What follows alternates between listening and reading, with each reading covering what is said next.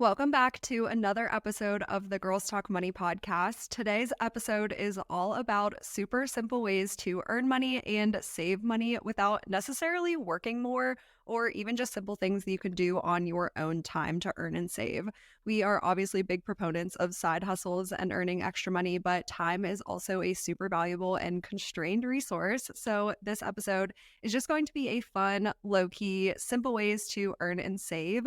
I'm super excited for today's episode because it's just Grace and I today. We've been starting to bring on some guests onto the podcast, which is amazing because it allows us to talk about different topics and bring you guys new perspectives. But I also really love filming solo episodes with just the two of us so much.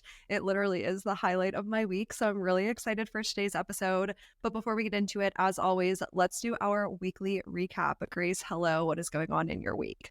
Before we get into the episode, we want to take a minute to tell you about today's show sponsor, Neos Investments. If one of your 2024 goals is to start earning passive income, like money you can transfer to your checking account every month to spend on literally whatever you want, learning more about Neos Investments and their suite of ETFs may be a great step in the right direction. ETF stands for Exchange Traded Fund, which is a basket of investments, like stocks and bonds, that typically aim to track a specific index but trades like a stock on an exchange. This means that an ETF can offer diversification with the flexibility to buy or sell shares whenever the stock market is open. Neos ETFs aim to offer investors monthly income, which can either be paid to your brokerage account or reinvested.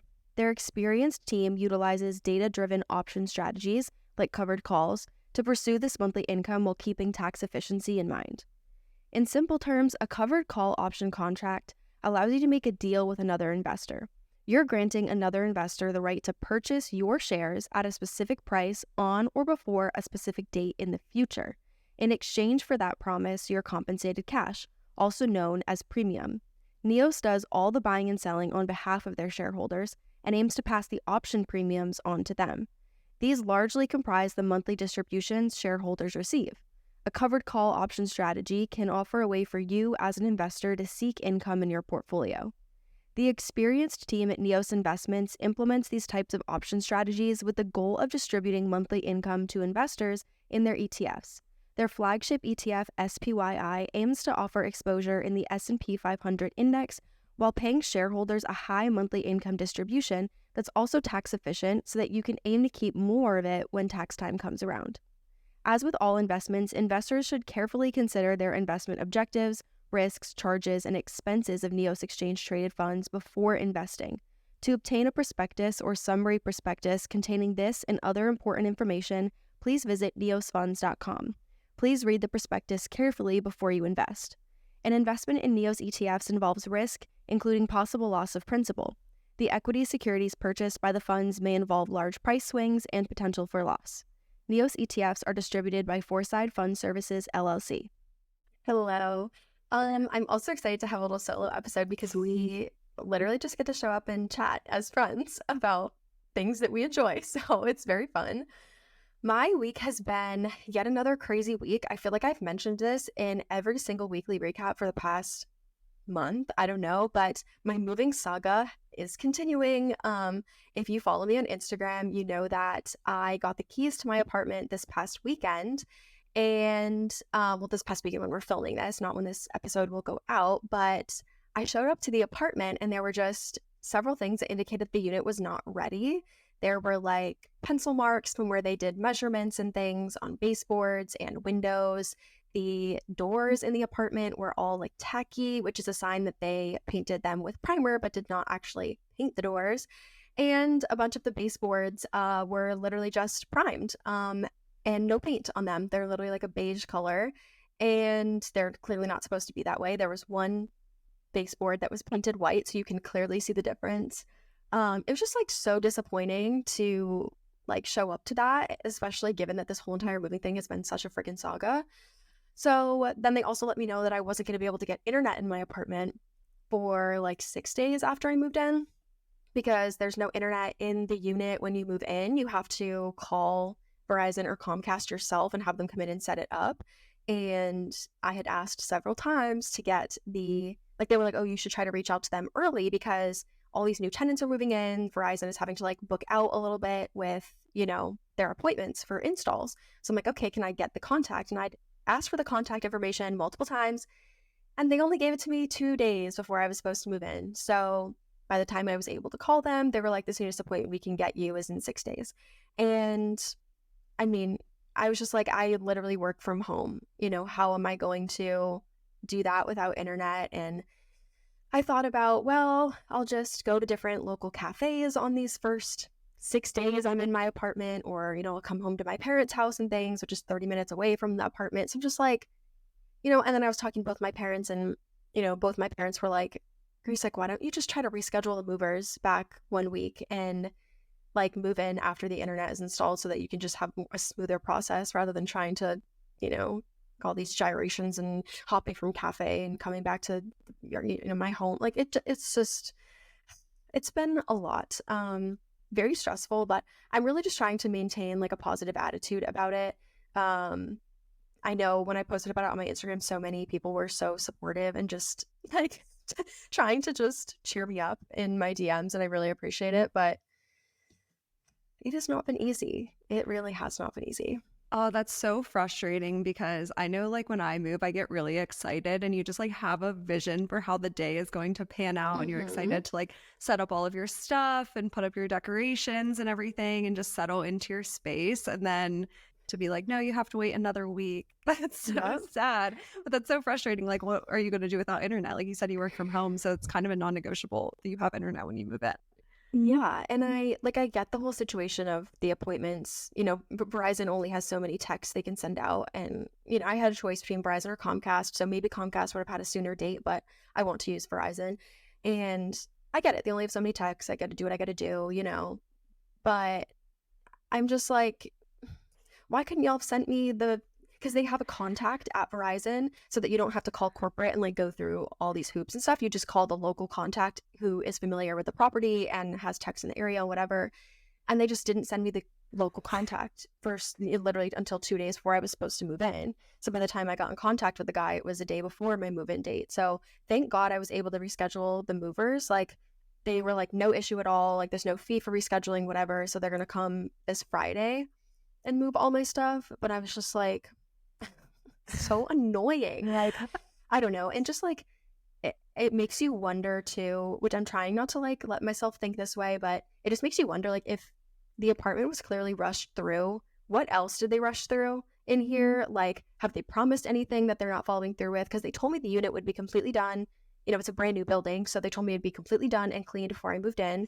So it just makes you wonder, like, what else are they saying? And it just kind of breaks that trust, which is really unfortunate because I feel like it's already hard to trust landlords. I mean, I guess it's like a apartment complex, not like an independent landlord, but it's just like, I want to be able to trust where I'm living. And so I'm trying not to let that, thought kind of grow in my mind. Like the leasing agent has been super nice. The property manager was there that day. He came in, he touched the tacky doors, he looked at the discolored trim. Like he was like, yeah, like some stuff doesn't seem right here. Like he acknowledged it.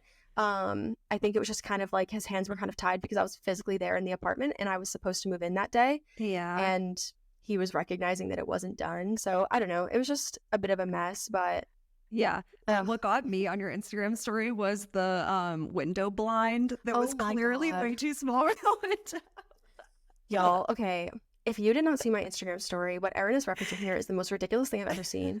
So the apartment, I have like an end unit, and I chose the end unit because it has an extra window in the bedroom. And I was like, that's really nice. I love natural light. So all the windows in the office and then one of the windows in the bedroom are the same size, and they have shades that completely fit. Their blackout blinds on the window that like pulls down and it covers the window from edge to edge so that it's completely blackout. There's no light coming in, whatever. The extra window in the master bedroom is slightly wider. They installed the same size blind on it. So literally there's like 2 inches on each side of the blind where the sun just comes directly through. Like, and I literally was like, my mom pointed it out and I was like, wait, what the, I'm like, this is so dumb. So then the property manager came in to look at everything and I was like, I'm like, did they install the wrong size blind by mistake? Like, that's truly what I thought it was. So he ended up calling somebody at the property who's like higher up or whatever. And they said, nope, that was how they intended for it to be. I was like, who? And why? Like, what was the reason? I'm like, if this was like in my office, I might not be as concerned, but it's literally in my bedroom. And again, I have my apartment is, I don't want to say what floor I am in the apartment. I feel like I shouldn't say that out loud, but like people, my apartment is in an area where there will be people driving around and they could physically see into my apartment. So when I am sleeping or changing, people can literally see into my apartment. Yeah. In my bed. Like, yes. Yeah, you need a blind that fits. And 2 inches, I feel like, is a little on the conservative end. This was like a big, Grace like obviously posted it on her Instagram story. This is like, there's a big crack in between the blind and the window. Like you can see straight through it. I would say probably like 3 to 4 inches on each side, honestly. Like it just looks like it's not correct. So that was really funny. And I get what you say about like breaking the trust between you and your like the property management company and everything like that, because I've lived in a couple different apartment complexes between where I am now and college and everything, and that can make or break your experience. Like I've had one private landlord and that was like an absolute disaster, but even property management companies can be so terrible, and my college apartment was like that, and it just kind of like ruins your experience and makes you not like the apartment. Now I've really lucked out. I have the best property management company. We're like friends with the guys in the leasing office, so they like really help us out and everything. So I'm sorry that you had like a bad first experience, and hopefully it gets better. I feel like at least like the property manager is nice and that can help you out. But yeah, I'm like hoping and praying. There are some reviews of the property management company saying that like everyone has been so nice and friendly. So I'm hoping that my interaction with the property manager is indicative of the rest of the team that I will meet. But I'm trying not to like let it upset me, but I don't know. This whole situation though, and like the level of stress has also strangely made me so much more serious about getting a dog. Like I have wanted a dog for just like the anxiety purposes, you know what I mean? Like I have anxiety. I think it would be really helpful for me to have like a companion, something that quite literally forces me to get out of my apartment every day. But it's just made me more like, I don't know, like when I was stressed about this whole apartment situation, it would have been so nice to just have like a dog who just like I was in therapy yesterday and I said to my therapist, I'm like, not to be like, I was like, excuse my French, but I was like, a dog doesn't give a an F about what color the freaking baseboards are. You know what I mean? Like this dog is like, oh, great, you're crying over the baseboards. Well, anyways, I have to go pee, so let's go outside. You know what I mean? Like dogs just don't give a shit. So I feel like it'd be really helpful to kind of have something to just remind me, just keep me sane. So once I'm in the apartment for a few weeks, I think I'm gonna, probably try to start the process of adopting a dog. So that's exciting. I love that so much. I totally agree with that. Bella helps me a lot with not even like just the anxiety piece, but there's so many benefits to reducing your anxiety from sticking to like habits and routines, like getting outside and taking walks. And you're kind of like doing little micro workouts throughout the day, because I have to walk Bella literally 4 times a day. Like she's a big dog. She requires a lot of energy. So I agree with you. I think you'll be super happy once you do adopt a little puppy. Yeah, I saw this super cute dog that I've seen so many dogs on Pet Finder. That's where I've been looking, and different local rescue websites. And I've seen dogs and I'm like, oh, those are cute. I saw this one on Pet Finder the other night and I started tearing up. And I was like, oh my God. I was like, Grace, I'm like, this might be the one. Like this might be, and like he is the cutest stinking dog in his little picture. If I adopt him, I'll end up posting like his listing photo because it's the cutest photo ever. He's like one of those dogs that kind of like smiles. And so like his little picture, he's just looking up at the camera and smiling. And I just like, it just literally made like my heart explode. So I might have to go get him before he gets adopted because he is just the cutest thing. But I don't know. Yeah. It's been an eventful week, but I'm hoping that it'll all kind of, the dust will settle, and the dust will be cleaned out of the apartment hopefully as well, because there's drywall dust everywhere. So hopefully that dust settles as well. But yeah, it's been crazy. What's been going on in your week? Hopefully less eventful than mine. Yeah, it definitely is less eventful for sure, in a good way. I I don't love that know, for you. nothing nothing crazy. I had a hair appointment on Monday and I dyed my hair back to my natural hair color. Grace is I obviously like love they it. can see me right now.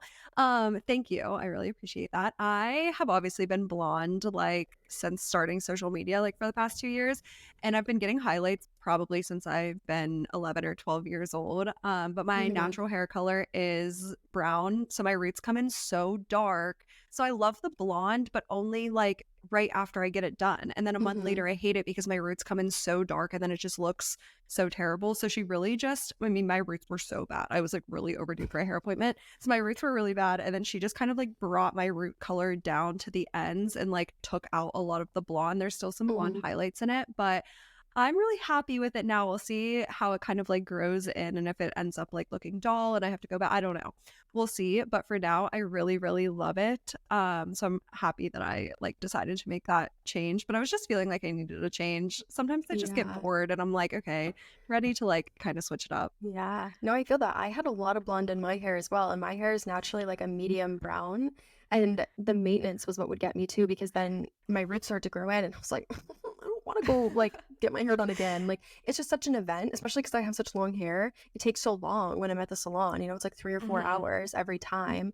It's just a big chunk of the day to go spend. And I love my hairdresser. I love going to the salon and just chatting with her for 4 hours, but I dyed my hair like back to brown and still kept like a little bit of lightness. Like I see you have like the Mhm. blonde like money pieces in the front and stuff, and like that keeps it like light and bright, but the maintenance, like not having to keep up with it, is so nice. I know. And I'm hoping that having it not be blonde anymore makes it healthier so that it'll grow Hmm. as well because my hair is not that long, but I want it to be really Yeah. long. I honestly, my hairdresser gave me an idea. She was like, Erin, you should just go get hair extensions like the clip-ins or like a Oh yeah. halo and only Yeah. do it like when you're going out to dinner or getting dressed up Hmm. or you know what I mean, when you just want Yeah. more like volume because I have very like thin hair as well. So Hmm. I honestly might do that. I may have like a long Yeah. hair moment. I don't know if like clip-in hair extensions are kind of out. I'm definitely I've not heard getting that like tape-in hair extensions. They're so yeah. expensive. Like some of my Yes. friends will literally spend upwards of $1,000 when they go get their hair done if they have extensions in it. That is Hmm. absurd to me. Like I'll go spend I $100 on know. clip-ins. And I had talked to my hairstylist about getting some extensions in. I have like long hair, but I wanted to add like some more like volume to it. And I love her. She's so blunt. She straight up was like, Grace, she's like, I'm going to be so honest with you. She was like, you're going to hate them. And I was like, really? You think so? She was like, the amount of maintenance, like, you have to be careful when you're brushing your hair and washing your hair, and you have to wear your hair to bed a certain way. She was like, you're going to go home, you're going to think they're cute for a week, and then you're going to come back to me and you're going to be like, take them out. And I was like, you're so right. Like, I am going to do that. But I've heard that the halos are actually really good and that they just, like, you can, I mean, they're really easy to pop in and out. Like, so when you want to have like a long hair moment, you can, and then you can just literally take it out and it's not like a pain in the butt. Yeah, my college roommate had one and I put it in one time. Like I never wore it because we didn't have the same hair color, but I did put it in one time and they are pretty Hmm. easy. So I'm Yeah. considering that. We're going to Miami in March. So I think it could be cute to Ooh, have like fun. long, full hair, like in a swimsuit. I think that could be kind Yeah. of a moment. I'm just like worried about hating the brown hair and like not being able to go back to Yeah. blonde. But I think it'll Yeah. be good. But nothing Yeah. crazy here. The only other thing going on in my week is I'm actually going to Florida this weekend. I'm going to visit one of my friends that moved down to like the Daytona Beach area just for a weekend. She's doing dry January, so and I'm trying to like drink less overall. So we're just having a cute little sober weekend. She's so cute. She Oh, made like an fun. entire itinerary. So we're I staying love that. near like Disney for a night because I'm flying into the Orlando airport and we're just going to like walk around Disney Springs and get dinner and all of that. And then we're going on this like river kayak tour that's supposed to be really Oh. cute. She sent me like an Instagram video of it. So we booked that for Saturday. And then Sunday, we're probably just going to like hang around Daytona and like go walk around the beach and all of that. So I'm really excited just to have kind of like a So chill girls' cute. weekend, just the two of us. Yeah. It'll be nice to get out of the cold weather in Pittsburgh as well. I know Oh it's my been God. freezing cold here in Massachusetts, and I see your stories where you're like walking Bella in the snow in Pittsburgh, and I am like just craving warm weather. So I will be living vicariously through you this weekend. Well, I'm moving this weekend, and you were in Florida. Yeah, around this time of year, I always like get super antsy to book a trip. And I think all my friends are the same way. We're like texting, like, where can we go? Even if we're not booking the trip Yeah. until May, it just gives us something exciting to look forward to. So Yeah. that's what's going on in my week. But let's get into the episode. Like I said in the intro, this is going to be just kind of like a fun, low key episode all about simple ways to both earn more money and save money. So this isn't going to necessarily be like business ideas or side hustle ideas that are going to take a ton of your time. It's just going to be really simple ways to kind of like earn more money on your own time or optimize your spending to save more money and things like that. So I think we should start in the earn more money category. Grace, do you want to kick us off with one of your kind of like simple ways to earn more? Yes. So we're going to kind of start with like the basics, and then we're going to get into some that you probably haven't heard of or that are just a bit more unique. But it's always good to start with the basics because those are probably things that are going to be most accessible to you as well. But Erin and I have both talked about different cashback apps and websites and things like that so many times on our social media. And one of our like personal favorites is Rakuten. I know you also use the Capital One like shopping portal. I have that one installed as well. Another similar one is Honey. They all pretty much do the same thing. And basically the idea is that when you're just doing your online shopping, these are all browser extensions. So when you're online shopping, the browser extension will alert you of potential, cashback or coupons or things that you can apply to your order. I have used Rakuten for forever. It used to be called Ebates, like probably like 10 years ago, and I literally used to use it way back then. But I also really love Honey. It's just like one of those things where if you're already ordering things online, it makes sense to use one of these things. Is it going to make you a millionaire? No, it's not, but it is just like really passive. And like I said, like if you're already placing online orders, like why not get a few dollars back on every purchase that you're making? Yeah, definitely. I do love Rakuten so much. Around the holidays, they had crazy good cashback Yes. offers up to like 15%.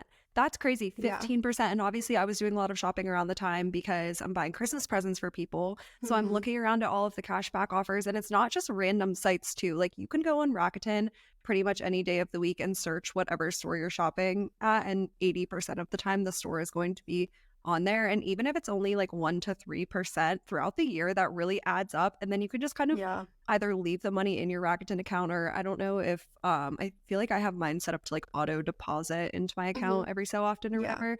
But once it like adds up to a significant balance, then you can like buy yourself something nice or something. You know what I mean? Again, it's Yeah. not going to make you a millionaire, but it's kind of like, why wouldn't you? You also mentioned the Capital One shopping portal, which I really love. Again, it's a free. I don't know if they have a browser extension. I don't have it They enabled because I do. have. Oh, okay. I I have have it a installed Rakuten. and yeah. Oh, okay. I have Rakuten installed on my like desktop or whatever, so I don't have the browser extension, but I do have the app. And one cool little thing with the Capital One shopping portal is obviously you can go on there and same thing, you can like search for all of the stores that you are shopping at and get like 5% cash back or whatever it is. But I learned this on a podcast episode a couple of years actually, and Capital One Shopping has cash back for a lot of different hotel programs like Marriott or IHG or whatever. And if you go on there and like search IHG and then you close out, like you don't end up booking an IHG hotel, like that's obviously capturing data for the fact that you're Hmm. searching for hotels. And then you will get targeted offers into your email for like Oh my way God. better cash back. I've literally seen, I've Oh. done this before because I tried it after I learned it in the podcast episode. I've done it and I've like searched for IHG or Marriott or whatever it is, and then like a week later or something, I'll get an email from Capital One Shopping being like, IHG cashback, it'll be up to like 20%. I'm not even Oh kidding. my God. I think in the Dang, podcast that's episode, the guy crazy. said that it could work up to like 30%. So if you're like booking hotels pretty frequently, that could be another way to like just log into the Capital One Shopping app, search for it, and then like give them that data that you're searching for hotels and you could be targeted for better offers. Yeah, that's crazy. I have all three browser extensions installed, Honey, Rakuten, and Capital One Shopping.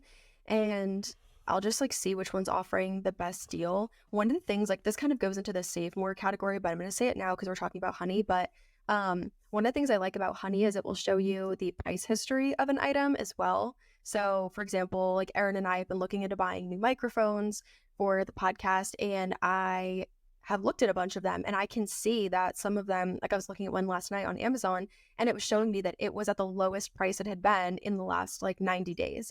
And it will show you how much it had dropped. But it's really helpful because if you're looking for an item, I know I've seen a lot of people do this when they want to buy like an espresso machine, because they're so expensive. They will kind of look at the price history and see. I think Rakuten, I believe, is the one that will also show you if you can get it cheaper elsewhere. So when you're shopping, like I was looking for a vacuum and I was looking at vacuums on Amazon, and then I was able to see that that exact same vacuum was significantly cheaper if I bought it at Kohl's. So it's really nice for that feature too. I know that's a save money thing and I'm cheating because we're in the earn money category, but it's important to note when we're talking about honey.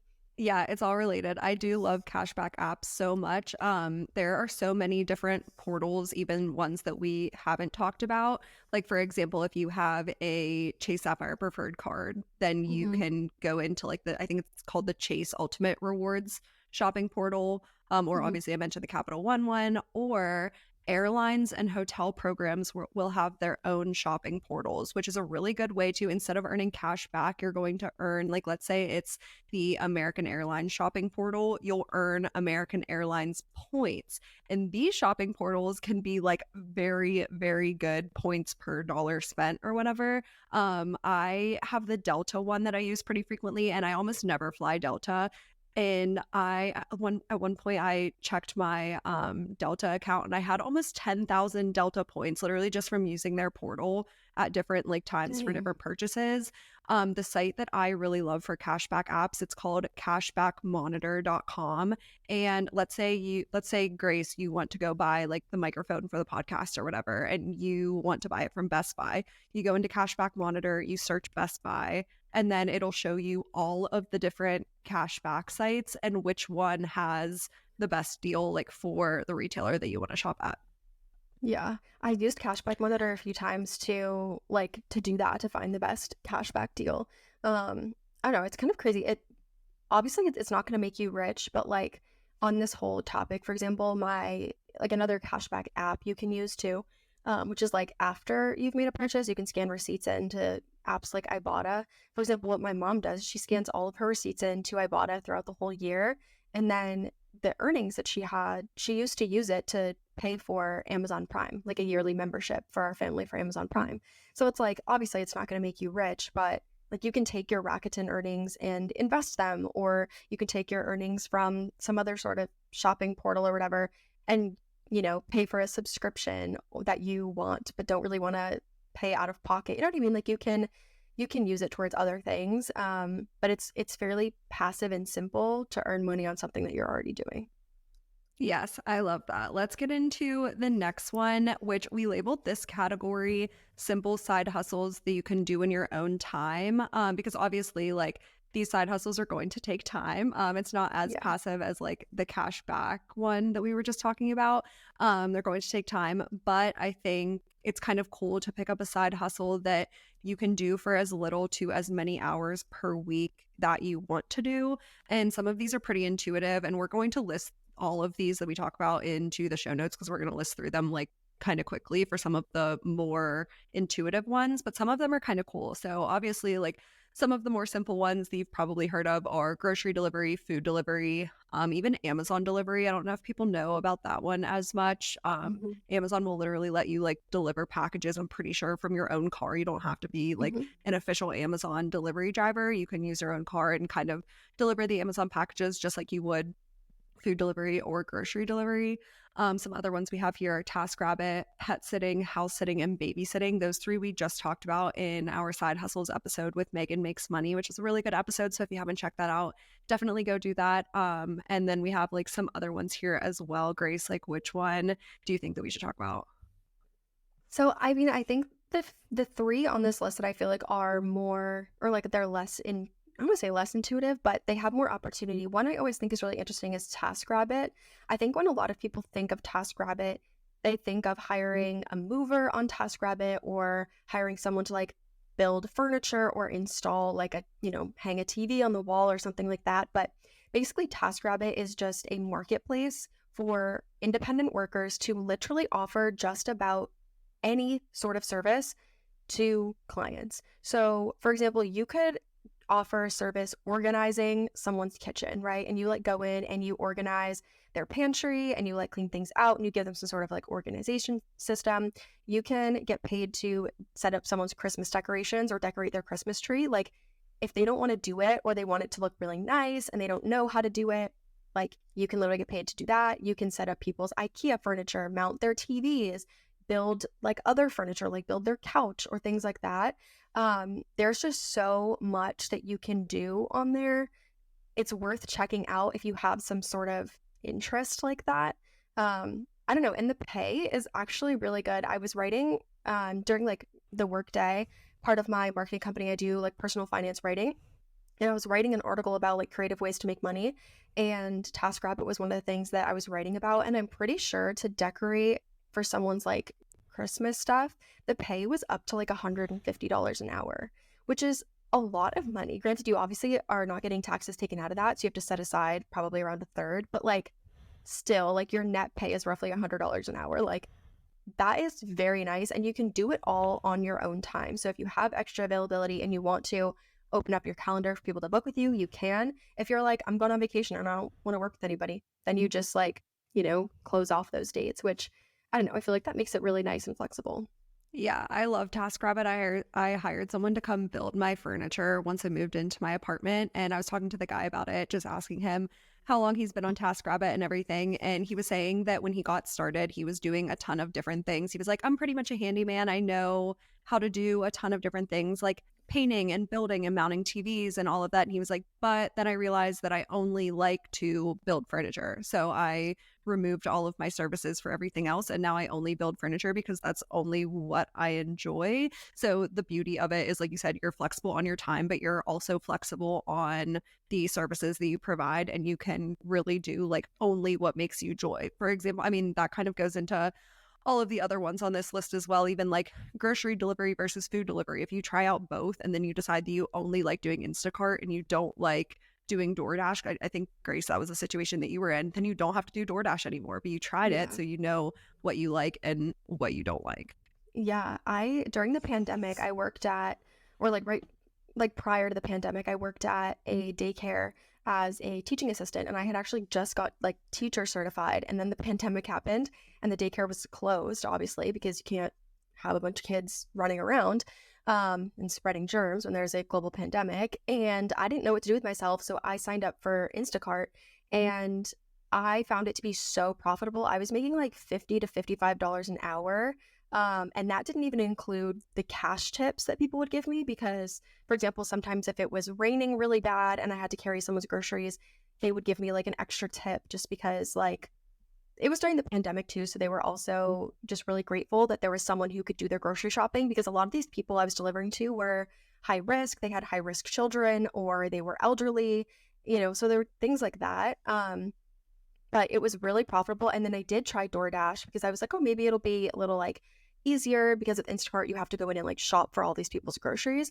DoorDash, you're just kind of walking in, grabbing the food and walking out. But I did not find DoorDash to be profitable like in my area. It might be better in like a more densely packed city, but I live in the suburbs. So I just didn't. I just stopped doing DoorDash and just went to do grocery delivery. But I know that Amazon delivery is really popular. And then also Walmart has Walmart Spark, which I've heard Walmart Spark is really good. I used to know somebody who made like $35 an hour roughly, not including tips, on his Walmart Spark. And you can sign up for whatever shift you want. So if you want to work before or after work too, it's really nice and flexible.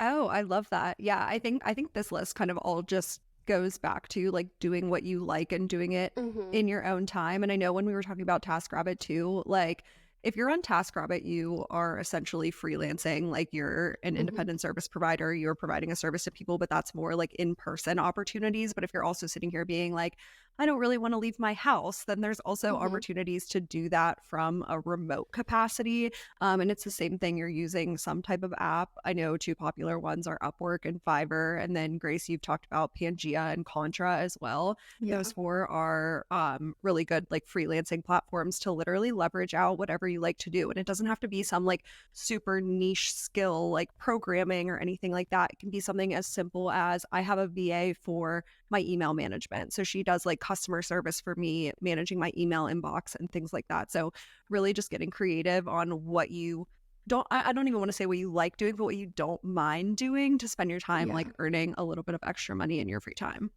Yeah. Another really interesting one that I think, I mean, like we said, some of these don't require you to work extra hours, some do. But it really comes down to like what feels like work to you, because I think there's a lot of people that are working 9 to 5 jobs where it's like, oh, like I would not want to do that for an extra hour. I want to clock out and go home. But then some of these things may feel really fun to you. So one thing that I always think is really intriguing is Airbnb allows people to host different activities or tours in their city. So, for example, instead of booking a walking tour of a city that you're visiting through some sort of company in that city, you can go to Airbnb and find like just like a local, like somebody who has lived in that city their whole life. It could be like a little old man, it could be a young person, whoever, and then they will do a guided walking tour with you, which is really, I think that's really cool. So you can sign up to host those types of things. They also have, like, if you have specific skills, or I've seen different, like, for example, there are people who live on a lake and they have a boat, and so they do these like boat tours. And people, what's really nice is that you're able to leverage a marketplace that already exists. So rather than trying to promote your services as like a local host or a local experience provider, you know, on, Facebook, or, trying to start an Instagram page for it, you can like put that up on Airbnb when people are already searching for things to do there. And there's a ton of different things that you could offer. I've seen like cookie decorating classes and meditation workshops and yoga classes and just all these things. And you can also offer these virtually. So you can offer like a virtual cooking class people sign up for. You can offer literally anything. I would go on to Airbnb and see, like, if it's something that interests you, go onto Airbnb and look at these different virtual and in-person experiences and see if there's anything that you can offer. Like, there's just so much. There's like freaking puppet shows and magic shows, like literally everything is on there. You could find something that you could offer. I love that tip so much. One really creative one that I have seen is people will offer the experience, or like you're able to book them as your photographer for the day. So let's say a girl is like Yeah. traveling solo in a city and she like not professional photos, but just like photos like of her around the city for her Instagram account. You can literally like, you'll probably do kind of a walking tour, and like you're going to be this girl's guide for the day, but then you're also like snapping photos of her throughout the day as well. I think that's so cool too, because if you are like a female in your young 20s and you want to host a walking tour, but maybe you don't know like what type of person is going to book this, like if you set it up kind of like that, the person that's going to book it is going to be another like young female that is going to be by herself, and you guys can just like be friends and walk around the city and take photos. Yeah, it's definitely like more of an active, you know what I mean? Like whatever type of experience you choose to offer, if you do offer something on Airbnb, it's definitely more of an active rather than like a passive side hustle, but it can be so freaking fun. Like I would love to like walk people around and like, I don't know, remember when you go on like college tours, and like I always wanted to be one of those people giving college tours. Like I thought it would be so fun to, like walk backwards down the sidewalk and point to things, and like I just thought it would always be so fun. I don't know. So I feel like it would be fun to do that. And you also you get to choose when you want to offer these things. So if you're like, I only want to offer tours like once a month on this date, great. But also like the amount of tourists and things that are booking Airbnbs and then are looking for things to do, like I don't know, I just feel like it's a good way to make some extra money. But maybe we can start talking about some of the more passive things. There's so many different opportunities to rent out like spaces that you have access to, and it's just like it's just very passive. Like if you have an extra bedroom in your home that you're comfortable renting, you can rent that out on Airbnb. You want to rent out your car, you can let people drive your car and book it on Turo instead of them booking like a rental car at a big rental car company. If you have a spare room or a garage or a shed or something, you can rent that out for storage on neighbor.com, where people will just kind of, like, if someone has something to store, like a tractor or a lawnmower, or just they want to store boxes or furniture or whatever, they can store it in your space which I think is, I don't know, I just think that's like really, it's so simple. You know what I mean? Like, Yes. yeah, Yeah. come put your shit in my spare bedroom and I'm gonna close the door and leave it in there because I don't use this spare bedroom anyways. You know what I mean? Or like, oh, I have a garage and I only use one side of it, or I have a shed, in my backyard that I don't use. Like, yeah, come put your shit in my shed and I'll make money from it, Like, I don't know. I Yeah. feel like it's just so simple. I love that one so much, the neighbor.com one to rent out your space for storage. The other one that we have on this list is the platform is called Peer Space, and there might be some other options too, but Peer Space is the one that I'm familiar with. But essentially, you can rent out a unique space for, let's say, like a photo shoot. And I think this is a really cool side hustle idea because it's something that like you're going to have to put some money into upfront to like create, let's say, an extra room into a photo shoot studio or something. But once you kind of like make that upfront investment, then you can kind of earn unlimited money from it because you can consistently rent out that space. And I think this is really cool in like small cities as well, because I know, for example, I live in Pittsburgh and Grace and I have talked about filming some podcast episodes in person and renting out a studio here in Pittsburgh. And we looked on Peerspace and I think there's literally one option. Like I think one singular podcast studio. And obviously if it's a podcast studio, you need like equipment and stuff like that. But if you look on Peerspace for photo shoot studios in Pittsburgh, there might be like 3 options. So the competition in smaller cities is a lot less. So if you are willing to commit to, like, maybe you're a really creative person and you have a spare room that you want to develop into a podcast studio or a photo shoot studio or something like that, you can again leverage an already existing marketplace to get clients once you set it up. I've also seen two up here in Massachusetts, because again, Erin and I have talked about filming in person, so I looked at some in Massachusetts and like some of these peer space options, and there are people who literally just offer like they have just like a gorgeous house that's just like literally stunning, and they offer their like living room or some sort of space in their house as a space to book for like photo shoots and stuff. So just because it's like an aesthetic background, or if you have a space that literally is just like nice floors, white walls, they'll offer that for, photo shoots as well, because for photographers or for people who just want to take their own photos, sometimes these photographers will show up with like their own backdrops, all their own equipment, everything. They just need like a blank space that they can then kind of turn into what they need it to be for the time being. So I don't know, it's really interesting how like what you can do with it.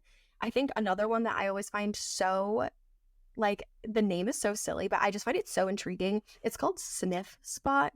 Um, Again, we'll link all of these in the show notes. So if you're like, girl, what the hell are you saying? We'll link them. But Sniff Spot basically allows you to, it was created for, you know, dogs who might be reactive or maybe like, they're just like scared of other dogs and can't utilize dog parks, or in areas where just like there aren't many dog parks to choose from, where the dog parks aren't well kept. And basically it allows dog owners to book backyard spaces in other people's homes to then bring their dog. So, the best way to do it is if you have like a fenced in backyard, because that's what people are usually looking for. But even if you just have like a few acres of land that someone can bring their dog and let their dog just run around in your backyard, you can list your backyard up on Sniff Spot. I don't know, I always think it's so interesting as someone who plans to get a dog. I feel like it'll be nice. It's also just healthy to bring your dog to different places, right? Like you're the same way that we would get bored going to the same place every day, your dog can get bored too. So bringing them to like a fenced in backyard, or then like this giant property with lots of trees, and then bringing them to the dog park the next day. Like people want to spice it up. So if you have a backyard, like try putting it on Sniff Spot, because I mean, you just do a little bit of quote unquote maintenance, like, maybe some poop bags out in the backyard, so that people who are there can pick up their dog's poop and not leave it behind. You need to make sure that you're, mowing your lawn.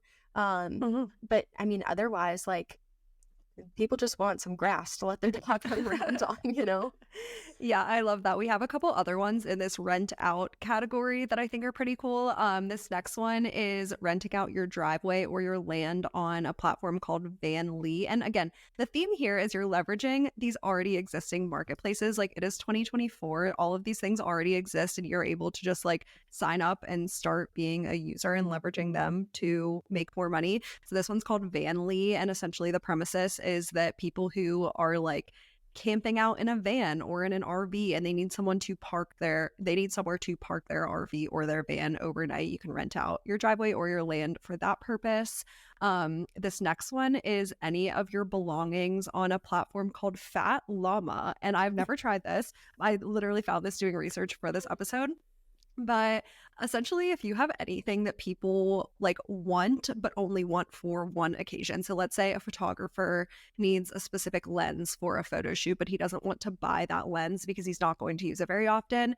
You can list your camera lens on a platform like Fat Llama, and someone can rent your camera lens for a day. You can rent anything from camera equipment, party decorations. I know you can do this on like Facebook Marketplace and things like that as well, but I think this is a really big one too. Wedding decorations or party decorations. If you have, let's say, like a really cute pink couch or something that someone would want to use for a party, or a cute backdrop that someone would want to use for a party, you can rent it out. So then your belongings are making you passive income. And then electronics and drones would be other things you can rent out on Fat Llama. And the last one I really love as well. It's to rent out your clothes. There's platforms like the first one is called Leora. I met the founder of Leora at a startup networking thing over the summer, and she was really amazing. But if you have like a really nice dress or something that's sitting in your closet and you bought it and you wore it one time and now you're probably not going to wear it more than once a year or something, you can list it on Leora, or My Social Closet is another one. Rent it out. People will buy it or rent it for their occasion. You'll ship it to them and then they'll send it back. So I think those are like really cool ways to rent out your things as well. I think one of the like really cool things I've seen women do is when it comes to renting both party decorations and clothing is in relation to weddings, because there's so much like around, oh, you're like your bachelorette party of like having all these cute white outfits, and then it's like you wear them for that 1 week, and like when are you going to wear it again? You know what I mean? So that I've heard is really lucrative, and renting out like wedding decor. Like if you buy a lot of, like centerpieces or just like any sort of decor like that. And also kids' birthday parties, because kids only turn one once. So if you buy all these like things that are like, I just saw someone on TikTok whose daughter's first birthday was a winter wonderland. And so like she had all these winter wonderland things. So then it's like, what are you going to do with that? And I'm pretty sure she probably rented them because she had someone plan the party. But it's like, if you bought all these things, like rent them out, because I feel like that would be so profitable. The other option you could do with those is you could sell them, which kind of goes into like our next section. If you just have stuff that you just really don't want anymore, you don't want to like rent it out, you can sell it. I think I don't want to say most obvious because I feel like that sounds a little bit demeaning and I don't mean it in that way, but I think the thing that we tend to do a lot is sell clothes. I have personally sold clothes on Poshmark and Curtsy, which I love Curtsy. I like Curtsy better. I think they just have a better updated interface, but it is only for women's clothes, as where Poshmark is both men's and women's. But I like Curtsy. And another option is also ThreadUp. I'm pretty sure with ThreadUp, you send in like a bag of clothing, and then they let you know how much they're going to pay for those clothes, and then they list them and resell them, as where Curtsy and Poshmark are more like a Facebook marketplace where you upload an item, you set the price, and then you like wait for it to sell. So kind of similar to ThreadUp, like when you send something to ThreadUp, they're not guaranteed to purchase everything that you send. So that's like one of the cons. But other options that are in person are like Plato's Closet, Buffalo Exchange, Crossroads Trading Company. You can bring all of like your clothing items in. They'll look at everything that you have and let you know how much they're going to pay to buy those clothes off of you. And I like the idea of that too, because I don't know about you, I'll like reinvent my style like a couple times a year, and I'll go through my closet and I'll have all these clothes and I'll be like, I don't want them anymore. And I don't love to like buy a lot of new clothes all the time. I've just kind of like shrunk my closet over time, just getting rid of things I really don't wear. And I love the idea of being able to just like go into Plato's Closet, give them my clothes, be like, great, you're gonna give me $20 for this. Awesome. I'm gonna go take the rest of the clothes that you're not gonna buy and I'm gonna donate them, because putting them up on Curtsy, while you can make more, I found it's just not you gotta have Yeah, a place it's to like not passive. store the clothes. No, it's not quick. Like I Yeah. used to have like these like big plastic bins in my basement of all my clothes, and I would just like hold on to them and list them on Curtsy. And then it was just like I've had like some of these items have been on Curtsy for so long and haven't sold. So it depends. If you are willing to just like hold on to them while they sell somewhere online, put them on Poshmark and Curtsy. Otherwise, just bring them to somewhere like Plato's or Buffalo Exchange and let them buy clothes off you and donate the rest. Yeah, if you're going to use something like Poshmark, I think it really has to be a hobby and something that you're passionate about, because I know we've talked to some other people that have done kind of like upselling with clothing. Mm-hmm. So what that means is going to a thrift store where you can find things super, super cheap. But if you find something that you know you can upsell on a platform like Poshmark, or even at a more vintage kind of like upscale thrift store like Buffalo Exchange, then they'll buy it at Goodwill for a couple of dollars, or like a different Salvation Army or something Mm-hmm. like that for a couple of dollars, and then like upsell it. But at that point, I think it's kind of a hobby. Yes, you can make a little bit of Yeah. money, but you need to like be really into that if you're going to go into it and spend all of your time doing that. The other one here is selling your furniture and home items on Facebook Marketplace. So that's kind of obvious as well, but I think we all could probably do that. There's definitely items around my Mm-hmm. apartment that I could list on Facebook Marketplace that I am lazy about for sure. But if you're looking for another way to Yeah. earn money, that's a really good one. Yeah. Another good one is selling electronics on eBay. That I know this is something that I have kind of I used to have an Apple Watch. I still own it and I've held on to it for so long because I just want to sell it and get rid of it. And listing it on somewhere like eBay or Facebook Marketplace is really great. If you want something that's just a little bit faster, more passive, there are stores online. Like there's one called Gizmodo, I think is how you say it. And basically it is a website where you can ship them your electronics. They'll evaluate the quality once they get it, and then they will buy it off of you to either refurbish and resell, or, sometimes they'll just recycle them. Another option is called the Amazon trade-in program. So it's mostly for Amazon devices, although you can trade in other electronics. There's just like some specifics. Again, we'll link this in the show notes so you can kind of explore the specifics on their website. But you basically can trade in your device, you send it back to Amazon, and then they'll send you money for it, as well as, I believe it's like a coupon. The money they do send, I believe, is in like an Amazon gift card. But like, I mean, if you bought something previously on Amazon, you're probably going to buy something again there. So that's also an option, which I really like because it's just faster. It's more passive. Like you just send it off. They tell you what they're going to pay for it. The only thing about those types of programs is you cannot be married to selling it for a specific price. Like if you're like, I really want to get like this much money, it's not going to be the most profitable way to get money back. But I mean, then if you do really care about how much money you're getting back for it, put it on Facebook Marketplace and get into a bidding war with people or something. But otherwise, just send it off and take the money they give you.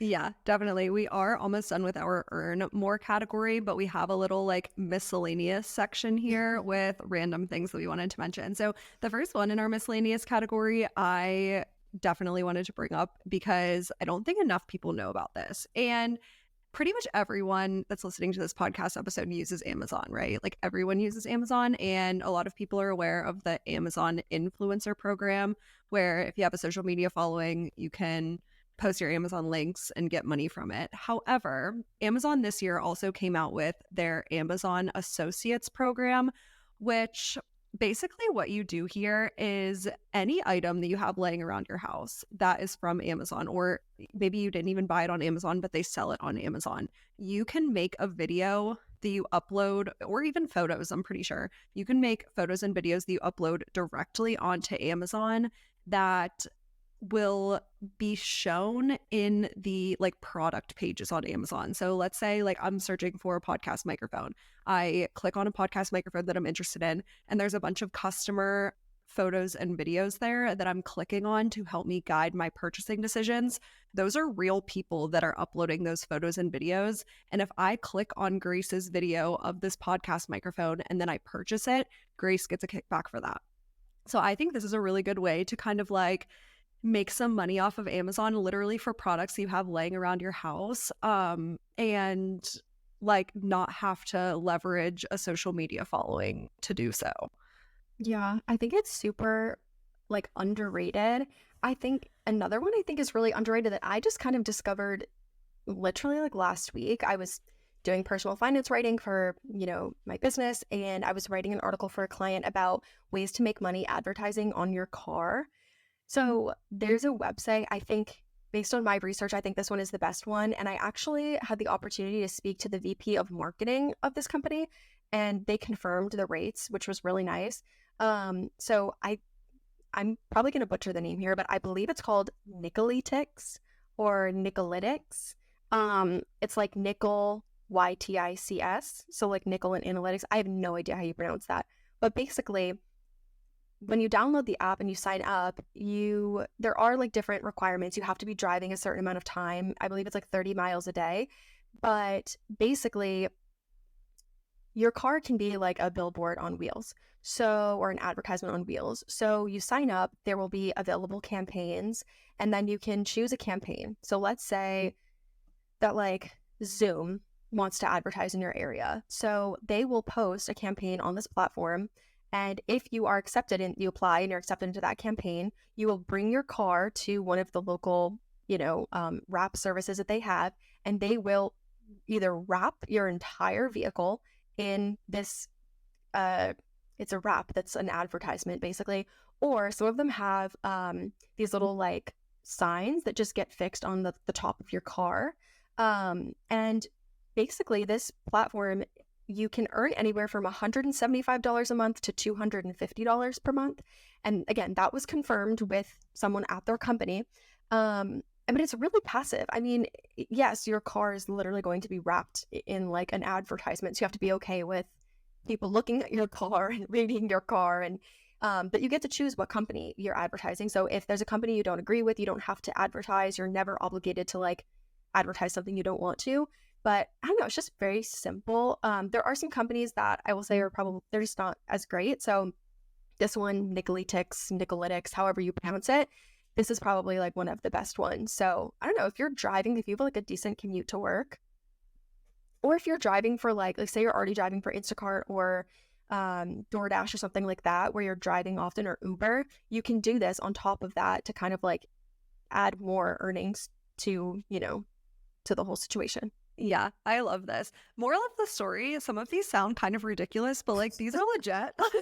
Yeah. People are out there making a little bit of extra money. I know the last one that I have here that I forgot to even put on this list, but my ex-boyfriend used to donate his blood plasma. Oh yeah. And make like a couple $100s a month doing it. There's restrictions on how often you can do it, so it's not in like an unlimited amount of money. I think you're kind of capped at around like $200 to $300 a month, but I'm pretty sure once a week he would go and donate his blood plasma. I hate needles, so I would never do that in a million years.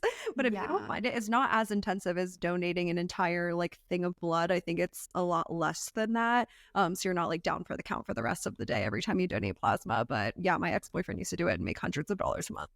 Yeah. Another thing that's like a more of like a one-time thing, but could be really profitable, is looking for unclaimed money. If you've ever heard those commercials on like the radio or TV that are like you have unclaimed money in the state, like it always sounds so like fake. And I used to think it was a scam. I was like, what are you talking about, unclaimed money? Like, come on now. But basically every state has a database where, for example, say, someone that you were related to passed and there was money left in their account, or, a company issued them a refund, but they never claimed it. The state holds on to that money for a specific amount of time, even for yourself. So for example, let's say you had, you actually overpaid your insurance, and they refunded you, and somehow maybe the refund got sent to an old address, an old email, or something like that. Again, the state holds on to, I don't know what kind of organization it is at the state, but they hold on to that money for a certain amount of time, and you have time to claim it. So you can go on there and type your name into the database. You can just look for like unclaimed money in Massachusetts. there will be usually like .gov websites that have unclaimed money. I posted a video about this last year, and there were several people commenting. One person saying that they found like $300. Someone had a couple $1,000 from some sort of sale of a property that they didn't know that they got a portion of the funds. And it's not guaranteed to have anything there, but it's really interesting because it could potentially be like a decent chunk of money that you just literally don't know that you have. Yes, definitely. That wraps up our earn more money. And now we're going to cover the save more money. We definitely have less here because we've been talking for a really long time. But the first one that we have in our save more money category is, you guys have heard us talking about this so many times, but it's renting clothes instead of consistently buying new clothes all of the time. I think in your 20s, especially for girls, there's just so many events that you have one-time use events that you're like, oh, I'm going to buy this dress and wear it to one vacation or one wedding that I'm a guest in, and you're never going to wear it again. So I've been renting my clothes on Fashion Pass for almost 2 years now, and I definitely think that it helps me save more money in the clothing department, which that could be a huge budget blower for a lot of girls. So I think this is like definitely an underlooked one. Yeah, you put me on to Fashion Pass, like because you were talking about them. I was like, I'm gonna try it. And one thing I've loved is I find that my style changes like every year. I'm just always interested in something different. And I really enjoy experimenting with fashion, but I really hate spending a lot of money on it. And I can't justify buying new on trend sweaters every single year. So what I've done is I just have a closet of pretty much just basics now. And I rent sweaters and fun jackets and just all these different things. And it allows me to just, yeah, like always have something new to me, but Yeah. then I just get to send it back and return it, and I don't have to spend a bunch of money on brand new things every season. Yeah. Another thing that I really love doing to try to save money before buying, especially like for furniture, you can reverse image search. So if you're looking at, say, a couch on, I don't know, CB2 or something, which I mean, CB2 is very expensive to begin with, but any website, you can just double click, or not double click, right click, on it, and reverse image search on Google. What you'll find is a lot of these really big furniture retailers purchase, and with other things besides furniture, but I just know the savings are big on furniture.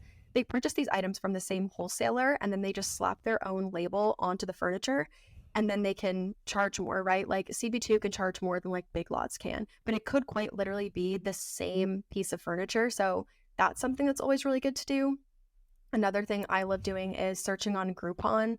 Groupon gives like middle-aged mom vibes, but I do it anyways because I love it. You can go on there and search for different things to do, like spa treatments and different experiences. I know that there's like some trampoline parks around my area that offer discounted tickets on Groupon, or tickets to the zoo, or like there's just, there's so many things. There's even like you can get you can purchase like an oil change, and there'll be like discounted things on there. So that's really good. I don't know, I love Yeah. those. I love Groupon on the experiences front. This is something that we used to do all the time in college because I obviously love taking trips. But one way to save on a trip is to book a less expensive hotel. But then the con of that, or if you're booking like an Airbnb or something, but the con of that is if you're at a location where you want like a nice pool or something, booking a cheaper hotel or an Airbnb probably won't give you that same experience. So what I've done in different cities is used the app Resort Pass. I don't know if you've ever used this, Grace, but I love Resort Pass so much because they will allow you to buy day passes to like really nice hotels with really nice pools. So we went to Miami one time in college and stayed at like kind of a shitty Airbnb. We were in college, we were on a budget. But one day we booked a Resort Pass for the Confidant Hotel in Miami, which is a super nice hotel. It's like such a cute pool. All of the lounge chairs are like pink and white stripes and like good photo opportunity. And it was kind of expensive. We booked a cabana and I think it was $90 a person, but we booked the cabana because it came with like some snacks and drinks. Like it like included a package of a big fruit tray and like some water. Like there were some inclusions with it where if we didn't book the cabana, we would have just been using the lounge chairs, and I think it was $45 a person. So definitely affordable. And that way you can like save hundreds of dollars on your stay, but still get that experience of laying by a nice pool in different areas. I love that. One thing I think is really underrated, just kind of like moving through our list, is joining your local library, especially Gen Z. Like, so many of us stay sleeping on our local library, but I'm a big reader. And like last year, I read like almost 40 books. And if I had bought all of those books, like that's a lot of money. And I personally prefer to read on my iPad. I don't like never read like physical books. I like that I can just take my book with me anywhere and I can read at night with the lights off because I can actually see my book on my iPad. So I joined my local library and then I'm able to use the app Libby to get free books. They've got free books, audiobooks, magazines, everything like that. And there's also another book, not another book, I meant another app. I don't remember what it's called, but it allows you to watch a bunch of like movies and TV shows just using like logging in with your local library card. And that's really nice because then you don't have to buy physical books or, audiobooks, things like that. Which I don't know, I just feel like it's very slept on. Yeah, it is slept on. I always forget that I have a library card. I will say the library right next to me isn't the best. I went in there a couple of times. They just really didn't have a lot of book options. But that's probably because I live in the suburbs. If I was using a library closer to the city of Pittsburgh, I would probably have a lot more library options, but I'm like not willing to drive that far for a book. Oh, But I should use it so more. I was gonna say, even if your library doesn't necessarily, like the in-person one doesn't necessarily have a lot of like the things you're looking for, if you're open to reading things like on an e-reader, like, or on your phone, like, an ebook or an audiobook or something, the Libby app I find has more, like, I feel like it has more stuff than what my local library does. Yeah. So I don't know, I like that too.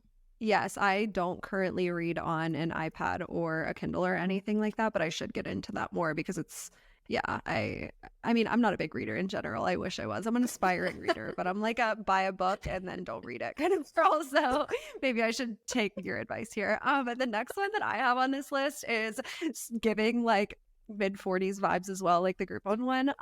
But my mom, she's so sweet. She every single year buys me what's called an entertainment book for my city. And I never really use it. I'm kind of the worst. But essentially what this is it's an entire book that you can like literally search on Google, like Pittsburgh entertainment book or like whatever city you're in, entertainment book.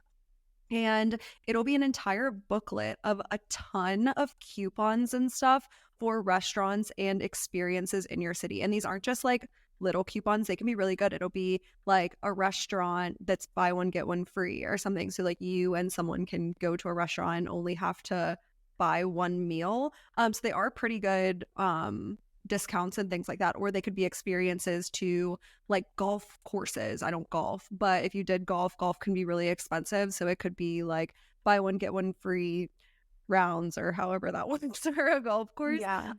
But she literally buys me one every single year. And I think the book is only $20. So even if you use it once or twice out of the hundreds of coupons that are in this book, then you're going to be net positive on the purchase of the book. You just reminded me too of this app. I found them like a year ago maybe, and they are expanding. They're still like pretty new, but it's called Seated. It's available in New York City, Boston, Atlanta, Dallas, LA, San Francisco, Chicago, and DC. So unfortunately, if you're not in one of those cities, it won't work there, but because they're like a startup, so they're like actively growing. But basically it allows you can make reservations at local restaurants through the platform and earn like up to 30% cash back on your purchase. So you just have to upload your receipt like within 24 hours of visiting.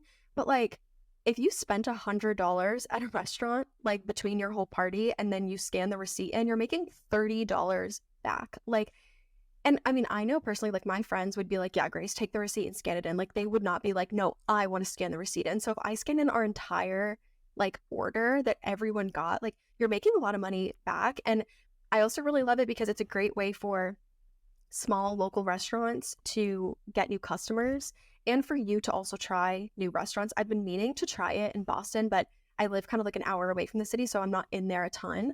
But if you're in one of the cities I listed, I would definitely check it out because it's also a good way to try restaurants that like maybe would be a little bit out of budget otherwise, or you're like, I don't really want to spend a lot on eating out, but then you're able to get money back. Yeah, I love that. I will try that the next time I'm in one of those cities. I haven't heard of that app, but that just reminded me as well, if you have certain credit cards, they will have like Mhm. dining experience partnerships almost. So for example, I have the Built Rewards card, and when my boyfriend and I were in LA, I got this notification that was like, see this list of restaurants that will give you 10x points if you go there. So like Oh, we could have went to all of these restaurants and literally got 10x built points. So let's say I spent nice. $100 at the restaurant, I would have got 1,000 built rewards points. So that's a good way to kind of like get better usage out of your credit cards as well. Dang. Oh my gosh, there are so many good ideas. Do you have any others you want to throw in before we get into our listener questions? No, I think the only other one that we had on this list here is kind of intuitive, but I think a lot of people overlook this. It's just to make sure that you're downloading rewards and apps Mhm. for retailers or restaurants that you go to really frequently. So for example, Starbucks, obviously, like if you have the Starbucks app, every time you order Starbucks, you can get points. And I feel like when I was going to Starbucks a lot, I was getting so many free drinks from the Starbucks app. And it's just another one of those like no-brainer things that you should be doing. I remember my ex-boyfriend and I would always go to Chipotle every single Sunday, and he had the Chipotle app, and we would always be getting free Chipotle because we obviously spent so much money there. So it's definitely not a reason to spend more money at somewhere like Starbucks or Chipotle, but if you're going to go there every so often anyway, you might as well be getting some loyalty points for it. Yeah, or even just like places you frequent, like because you have to, just like I know, like grocery stores, or like if you're always picking up prescriptions at CVS, like, you know what I mean? Like things like that too, like places that you have to go to, like sign up for their loyalty cards or ask if they have them. And that doesn't mean store credit cards. Let me make that very clear. I'm not saying go sign up for retail credit cards. Um, no, Yeah. but just like the free loyalty programs where you can get points is also a good way to get coupons too. Like if you're ordering something online, put your email in, get the coupon, and then just unsubscribe. You know what I mean? If you don't want to get the marketing emails, but it's a good way to save some extra money. Definitely. The last one on this list, I promise, and then we are going to get into the loyalty or into the listener questions. But hotel loyalty, always book direct. Like I am the girl that is the one that's like booking the girls' trips on my credit card, and my friends are Venmoing me because I like the credit card points and no one else cares about it. But another big benefit is if I am booking the hotel, I will, let's say it's a Hyatt hotel. I'm going to the Hyatt website and I'm booking directly on there because then all of my Hyatt points, or I'm getting Hyatt points for that purchase instead of going to like Experian or something like that. And like, Mhm. I know that you can say Experian will like save you money. I really never find that the price is any different than just booking direct. There's also a ton of benefits to booking direct. Like you get a better experience, better customer experience when you're on the trip and everything like that. Or if you travel for work, this is another really good tip. I used to travel for work all the time and I would always book direct. Right on like a Hyatt or a Hilton website, and I would get so many points. My brother did this because he stayed in a Hilton hotel for 2 months for a job one time, and Oh him my and his God. girlfriend are literally, I'm not kidding you, Grace, him and his girlfriend are going to Fiji for like 10 days this summer off of all of those Hilton points because he had so many from staying at a Hilton hotel for 2 months. So it's like kind of slept on. I know that when you're also like, there's different statuses, like the more loyalty points you rack up with like airlines and hotels, you get different statuses. And I know that some of them, that's like if they have like a extra seat in first class or something, or an extra like king suite available that night in a hotel, sometimes they'll just give you like random upgrades because you're like a loyal member. So I don't know, that's really fun. Like if I showed up and like they were like, oh yeah, we like upgraded your hotel to like the king suite or something, okay, you don't even like a Yeah. free king suite. Well, not free, but like, you know what I mean? You're going from like the little queen bed to like the king suite. Like, heck yeah, Yeah. and it's not I have guaranteed status. to get the upgrades, but you know. No, I have status with Hyatt. I have Explorist status, which wasn't even that hard to get. I do try to stay at Hyatt's every time I stay at a hotel for this reason. But now I have Explorist status and I get upgraded. I'm not even kidding, like every single time to like, even if it's just a little bit of an upgrade, like, but it still makes a difference if there's four of you staying in a little tiny room versus a Yeah, suite. Like, that's a big difference for your trip. So it's kind of slept on. But yeah. let's get into our listener questions. We have a couple here, but they'll be quick because we've been talking for a really long time. The first one, Grace, you can take this because you are right in the middle of it. What are some good tips to make sure you are ready for an upcoming move?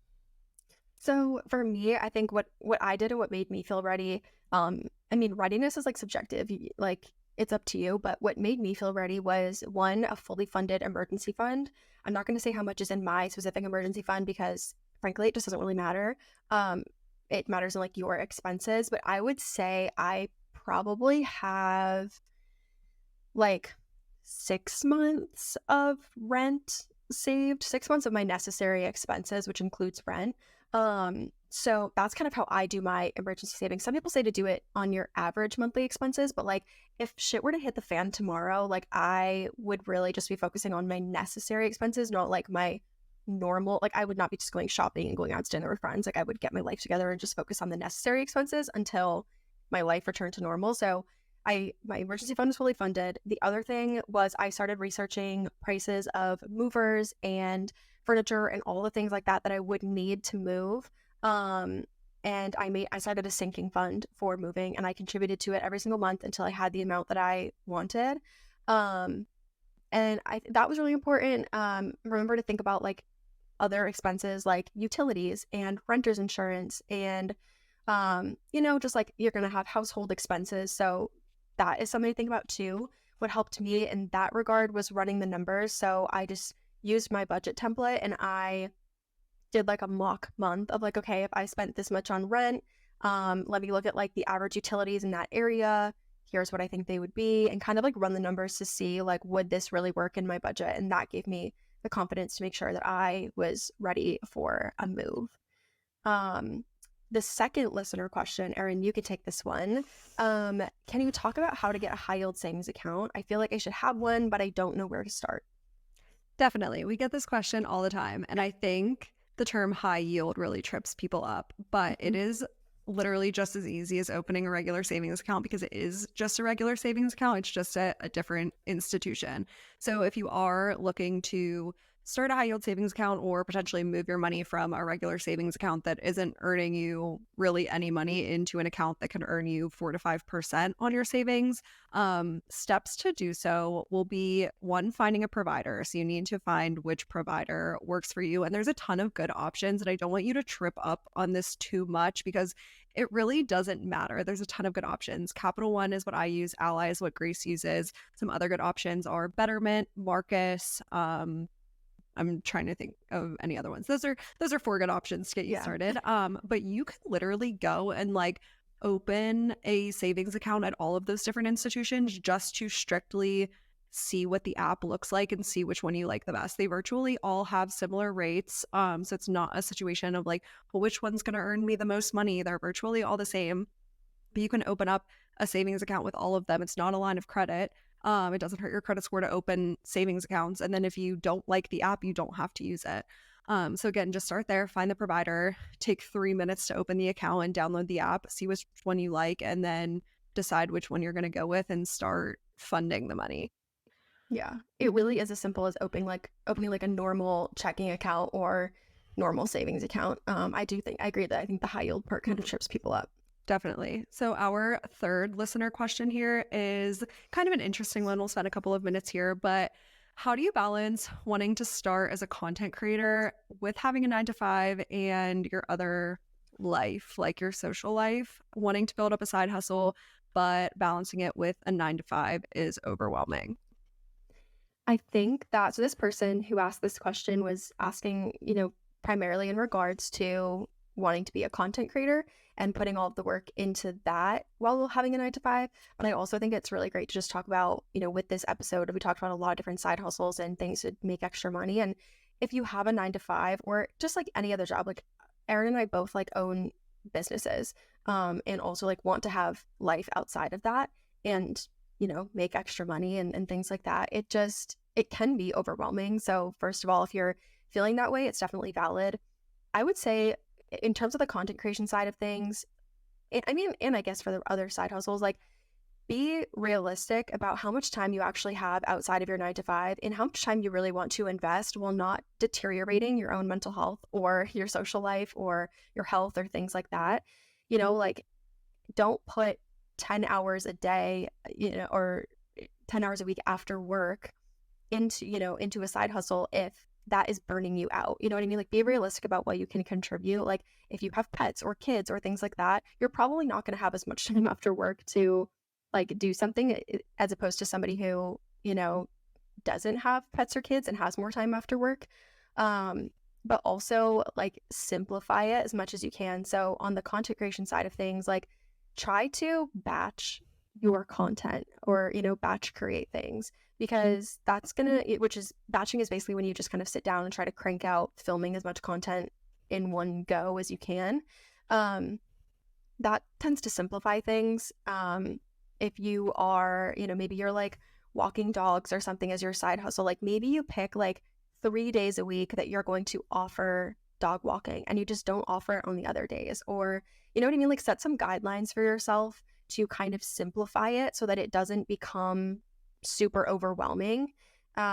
It's going to take time to build up. So yeah, just try to simplify it from, as much as you can. But also know that with most side hustles, whether you're trying to do content creation or you are, getting started on Wag or Rover as a dog walker or dog sitter, or you're starting to rent out your car on Turo, like, you're not going to see immediate results. Probably it's going to take some time to get reviews and build up, clientele and things like that. So if that bothers you, if investing the time in without necessarily seeing the results bothers you, maybe, ask yourself, is it worth continuing? Like, do you enjoy it enough to continue? And if not, find something where you can make money a little bit faster that doesn't take like having a clientele, because you're probably going to find that to be less overwhelming and less stressful. Yes, I think when you are thinking about it from a content creation perspective, you have to have enough fun with it as if it's a hobby while still being strategic enough like it's a business. Because like you just said, Grace, you're not going to see immediate results. You're going to do a lot of work before you make your first dollar. And if you're going into it strictly as I'm doing this to make money, then you're probably going to burn out before you do make that money. But if you're going into it because you genuinely want to be a content creator and it's fun and you love editing videos and you love spending your time building that audience and interacting with your audience, if you love that, I do think it can come from a place of like, I'm having fun and I know the money will come eventually, but it's okay. I'm willing to put in this time until the money does come. So, and that goes with any side hustle as well. It goes back to find a side hustle that you genuinely enjoy, or one that you don't mind the hours spent doing it, because all of these are going to take time to find the one that works for you and your life. Yeah, and there's ultimately so many options. Like, we just shared a million options, and this is just a fraction of what's out there. So don't force yourself into something that you don't enjoy, because like it is gonna, feel more overwhelming. I don't know. And also, just don't put too much pressure on yourself. Like, if you're already working 40 hours a week and you're trying to do something on the side as well, like, yeah, you're working a lot of hours, and it's very valid to feel overwhelmed. But it's also valid to like take days off and allow yourself a little bit more flexibility. So don't put pressure on yourself to be 100% consistent when you're juggling so many things. Definitely. Well, we are officially out of time. We hope you guys enjoyed this episode. I know this was really fun for us to kind of talk through. And again, we love our solo episodes. We love bringing guests on, but we love our solo episodes as well, because Grace and I get to chat back and forth. So hopefully you guys like them too.